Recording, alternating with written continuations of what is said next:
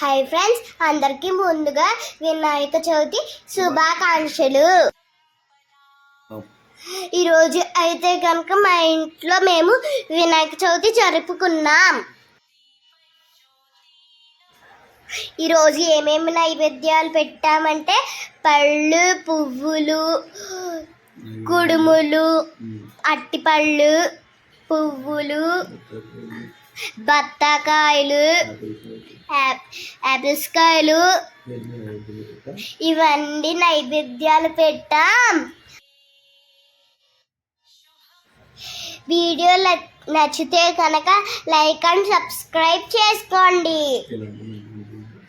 ఇలాంటి మంచి మంచి వీడియోస్ నా ఛానల్ నుంచి వస్తే, నా ఛానల్ పేరు మో ఫ్రమ్ జాన్వీ వ్లాగ్స్.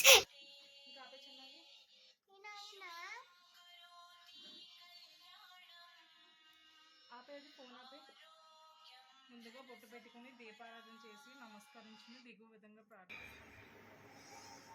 ప్రార్థన. శుక్లాంబరధరం విష్ణుం శశివర్ణం చతుర్భుజం ప్రసన్నవదనం ధ్యాయే సర్వ విఘ్నోపశాంతయే.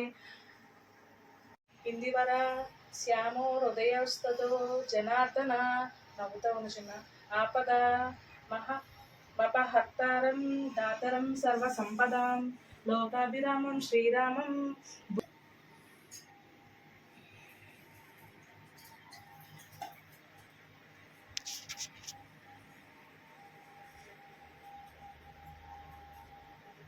పతయే నమః నమస్కరించుకుని ఆచమనం ప్రాణాయామం చేసి సంకల్పము చెప్పుకోలేము.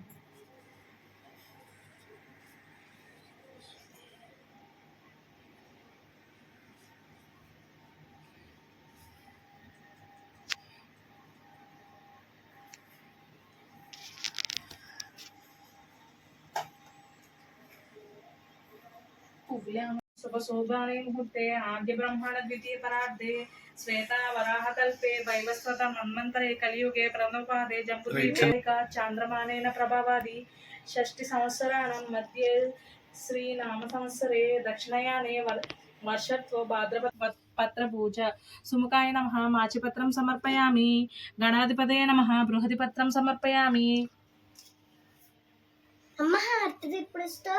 गणाधिपत्रं समर्पयामि. ओमपुत्राय नमः बिल्वपत्रं समर्पयामि. प्रकृतपराक्रमाय नमः. ओम सत्यधर्मिणे नमः. ओम सुखप्रदाय नमः. ओम संसारं पुनदये नमः. ओम महेशाय नमः. ओम दिव्यांगाय नमः. ओम मणिकिंकरी मेघलाय नमः. ओम समस्त देवताय मूर्तये नमः. ओम सतिस्तौतिताय नमः. ओम विगतकारिणे नमः. ओम विश्वजदृते नमः. ओम विश्व काकृते नमः. ओम कल्याण गुरवे नमः. ओम उन्मत वेशाय नमः. ओम अपराजिताय नमः. ओम समस्त जगधराय नमः. ओम सर्वेश्वर प्रदये नमः. ओम अक्रांत चित चित्तभवे नमः. ओम विघ्नेश्वराय नमः. ओम वरसिद्धि विनायक स्वामिने नमः.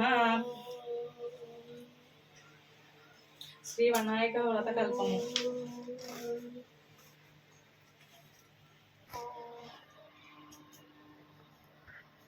वेदं सुगन्धिं समनोहरम् उमासुता नमस्तुभ्यं गृहाण वरदो भव.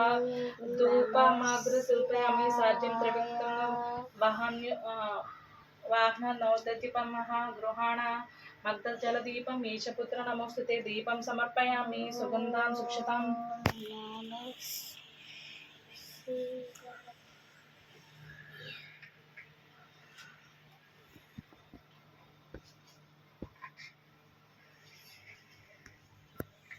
డాడీ కూడా పెట్టాలి దేవుడికి. మంగళ దీపం ఈశపుత్ర దీపం సమర్పయామి. సుగంధాన్ సుకృతాం దైవశ్యాన్ భక్ష్యం భోజ్యం చ లేహ్యం చచోష్యం నైవేద్యం సమర్పయామి.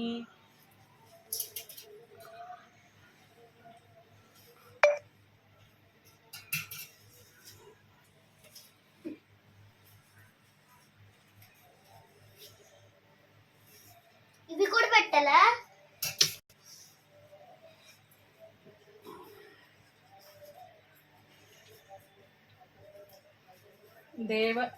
देवचनमुक्तै प्रकटितान् भक्ष्यं भोज्यं च लेह्यं चचोष्यं पानीयमेव च इदग्रहण नैवेद्यं मायादत्तं विनायक महानैवेद्यं समर्पयामि. पूगीफलदलरित्यं ముక్తచూర్ణేన సంయుక్తం తాంబూలం ప్రతిగృహత్యాం తాంబూలం సమర్పయామి.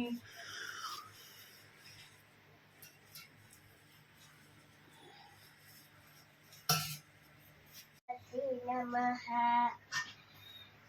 ఓం గణాధిపతయ నమః. సదానందగా విఘ్నేశ పుష్పకాలని ధననీచ ఓం స్థాని భగవాన్ శ్రీ పురుష వినాయక సువర్ణపత్రం మంత్రపుష్పం సమర్పయామి. భూతవర్ణిస్తాం కర్పూరైష్యత నీరాజనం మాయాదత్తం గృహాణ వరదో భవ నీరాజనం సమర్పయామి. శ్లోకం యాని కాని చ పాపాని జన్మాంతరకృతాని చ తాని తాని ప్రణశ్యాని ప్రదక్షిణా పదే పదే.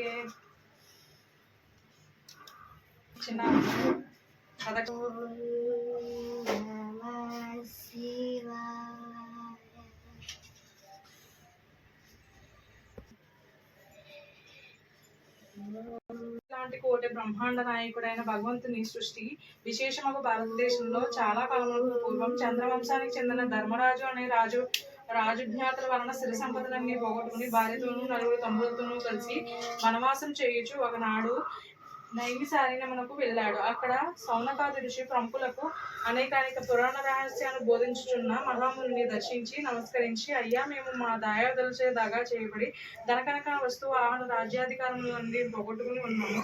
ఈ కష్టములన్నీ గడిచి మా రాజ్య వైభవములను మరలా మాకు లభించకు గాను. ఇది వీడియో తీయండి. దాయాదులచే దగా చేయబడి ధనకనక వస్తువు ఆహార రాజ్యాధికారములన్నీ పోగొట్టుకుని ఉన్నాము. మా కష్టములన్నీ గడిచి మా రాజ్య వైభవములు మరలా మాకు లభించకు గాను ఏదైనా సులభమైన వ్రతాన్ని ఉద్దేశించండి అని ప్రార్థించగా సూతుడు అతనికి వినాయక వ్రతం చేయి అని ఆదేశించి ఇలా చెప్పసాగాడు. ధర్మరాజా ఒకనొక సందర్భంలో శ్రీ కుమారస్వామి కైలాసవాసి అయిన పరమశివుని సందర్శించి, తండ్రి, మానవులు ఏ వ్రతం చేయడం వల్ల సమస్తమైన విద్యా విజయ వైభవాలను పుత్ర పౌత్రాదిగా వంశవృద్ధిని పొంది అన్ని కోరికలకు తీరిన వారై సకల సౌభాగ్యాలను పొందుతారో అటువంటి వ్రతాన్ని చెప్పవలసింది అని కోరాడు. అందుకు సమాధానంగా శివుడు, నాయన కుమారస్వామి, సర్వ సంపత్కారము ఉత్తమము ఆయుష్యమార్థ సిద్ధిప్రదము అయిన వినాయక వ్రతములోనే ఒకటి ఉన్నది. దీనిని భాద్రపద శుద్ధ చవితి నాడు ఆచరించాలి. ఆ రోజు ప్రాతకాలమునే నిద్ర లేచి స్నానం చేసి శుచిస్తాడై నిత్యకర్మలు నెరవేర్చుకుని తమ ఇంటికి ఉత్తర దిక్కులోని వడ్లు గాని బియ్యం గాని పోసి మండపాన్ని ఏర్పరిచి గణేశ్వర ప్రతిమను ప్రతిష్ఠించి శ్వేత గంధక్షత పుష్ప ప్రదాదులతో పూజించి ధూప దీపాలను వెలగనేరేడు చెరుకు మొదలగిన ఫలములు ప్రత్యేకంగా రకమున 21 ప్రకారం నివేదించి నృత్య గీత వాద్య పురాణ పద పఠనాదులతో పూజను ముగించి యథాశక్తి భేదమిదములైన విప్రులకు దక్షిణ తాంబూలములను ఇచ్చి బంధుజనంతో కలిసి నూనె ఉపయోగించకుండా నేతితో చేసిన వివిధ భక్ష్యభోజ్యాదులతో భోజనం చేయాలి. మరునాడు దయ్యం స్నాన సంధ్యలు పూర్తి చేసుకుని యథాశక్తిగా బ్రాహ్మణులను దక్షిణ తాంబూలాలతో సంతుష్టపరచాలి. ఈ విధంగా ఎవరైతే ఈ వినాయక వ్రతాన్ని చేస్తారో వాళ్ళకి శ్రీ గణపతి ప్రసాదం వలన సకల కార్యములు సిద్ధిస్తాయి. ఆ విధంగా షణ్ముఖునికి శివునిచే చెప్పబడిన ఈ వ్రతాన్ని నువ్వు కూడా ఆచరించు. గతంలో విదర్భ యువరాణి దమయంతి ఈ వ్రతం చేయడం వలననే తాను ప్రేమించిన నలమ మహారాజును పెండ్లాడగలిగింది. విఘ్నేశ్వర జయం. పూర్వకాలంలో గజాసురుడును గజరూపం గల రాక్షసుడు శివుని గురించి తపస్సు చేయగా అతనికి తపస్సు వచ్చి శివుడు అతని ఉదరంలో నివాసించి ఉండడానికి వరణిస్తాడు. కైలాసంలో పార్వతీదేవి శివుని జాడ తెలియక కంగారు పడుతూ అన్వేషించగా శివుడు గజాసురుని ఉదరమునందు ఉన్నాడని తెలుసుకుని శ్రీహరిని ప్రార్థించి ఎలాగైనా శివుని రక్షించి బయటకు తీసుకోమని వేడుకుంటుంది. అంతటా శ్రీహరి శివుని వాహనమై నందిని చిత్ర విచిత్రములుగా అలంకరించి గంగిరెద్దులను మేళం వారించగా వేషము ధరించి గజాసురుని దగ్గరికి వెళ్ళి నందిని గంగిరెద్దులో ఆడించి మెప్పించి వరము కోరుకునేలా చేసిన. అంతటా శ్రీహరి గజాసురునితో, నీ వదనం నన్ను శ్రీవరుని కాలని కోరగా వచ్చినవాడు శ్రీహరిని కనిపెట్టి తనకు మరణం తప్పదని భావించాడు. శ్రీహరి ఆజ్ఞతో నంది తన కొమ్ములతో గజాసురుని ఉదరము చీల్చగా అందులో నుండి శివుడు బయటకు వచ్చాను. అంతటా శివుడు గజాసురుని తలపై త్రిలోక ఆధిపత్యం ఇచ్చునని వరము ఇచ్చి గజాసురుని తనతో కైలాసంలోకి వెళ్ళాను. వినాయక పద్ధతి. కైలాసంలో పార్వతీ శివుని రాక గురించి తెలుసుకుని ఎంతో సంతోషించి స్వాగతం చెప్పేందుకై స్నాన అలంకారం ముగించే సమయంలో చేతిలో ఉన్న నలుగు పిండిని నలుగుతూ ప్రతి పరధ్యానంలో ఉండి ఒక అందమైన బాలుని ప్రతిమను చేసింది. ఆ ప్రతిమ అందంగా ఉన్న కారణంతో ప్రాణప్రతిష్ఠకు ఉగ్రుడై తాను త్రిశూలంతో బాలుని కంఠాన్ని నరికివేశాడు. ఇంతలో పార్వతి వచ్చి శిరస్సు లేని బాలుని చూచి విలంపించింది. శివుణ్ణి ఎలాగైనా బాలుని బతికించమని వేడుకుంది. అంతకు ముందే గజాసురుని సంహరించి తెచ్చిన శిరస్సును ఆ బాలుని మొండానికి అతికించి బాలుని బ్రతికించాడు. గజాసురుని శిరస్సుకు శాశ్వత త్రిలోక పూజ్యతను కల్పిస్తానని ఇచ్చిన వరం ఇలా ఫలించింది. గణేశుడు గజాననుడిపై త్రిలోక పూజ్యతను దక్కించుకున్నాడు. ఆ తర్వాత శివపార్వతులకు కుమారస్వామి జన్మించాడు. దేవతలు మునులు ఋషులు అందరూ కలిసి పరమేశ్వరుని వద్దకు వచ్చి విఘ్నములు అధిపతిని ఇమ్మని కోరారు. గణేశుడు తాను జ్యేష్ఠుడను కనుక తనకు ఆధిపత్యం ఇమ్మని తండ్రిని కోరాడు. కానీ కుమారస్వామి, నువ్వు మరుగుజ్జువి, నువ్వేం అధిపతి కాగలవు, తనను అధిపతిని చేయమని శివుని ప్రార్థించాడు. అంతటా శివుడు తన కుమారులు వాగ్వాదాన్ని ఉద్దేశించి, మీ ఇద్దరిలో ఎవరైతే ముల్లోకంలోని పవిత్ర నదుల్లో స్నానం చేసి ముందుగా వస్తారో వారికి ఆధిపత్యం లభిస్తుందని చెప్పాడు. కుమారస్వామి వెంటనే బయలుదేరాడు. కానీ గజాననుడు అచేతనుడై అంత వేగంగా ముల్లోకాలని అన్ని నదుల్లో స్నానం చేసి రావడం కష్టమని దానికి ఉపాయం చెప్పమని తండ్రిని కోరాడు. అంత పార్వతీ పరమేశ్వరుడు గజానుడిని సూక్ష్మ బుద్ధికి మెచ్చి నారాయణ మంత్రం ఉపదేశించారు.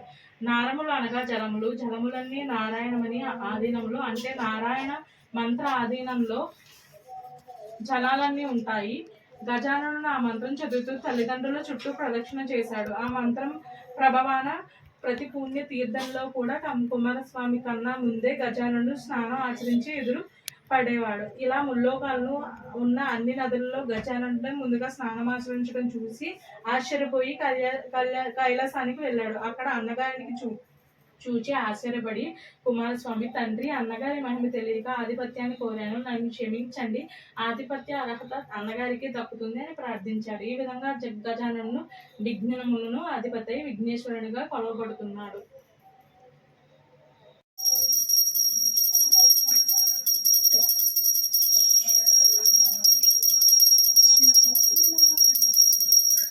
చవితినాడు కైలాసం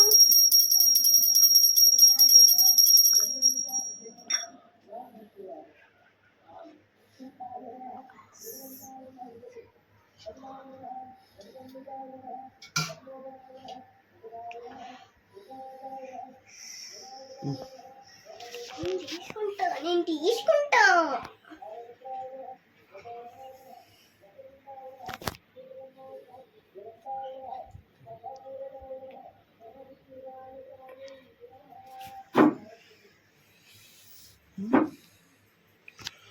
నేనంతే కొంచెం